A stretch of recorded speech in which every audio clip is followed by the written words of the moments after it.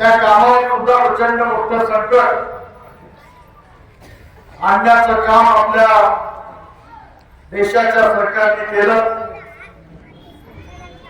November 2025 मध्ये या देशामध्ये 4 संहिता अंमलात आल्याचं घोषित केलं, ज्याच्यामध्ये श्रमिक आणि कष्टकऱ्यांच्या अधिकाराचं हनन होत आहे, त्यांच्या अधिकाराची पायमल्ली होती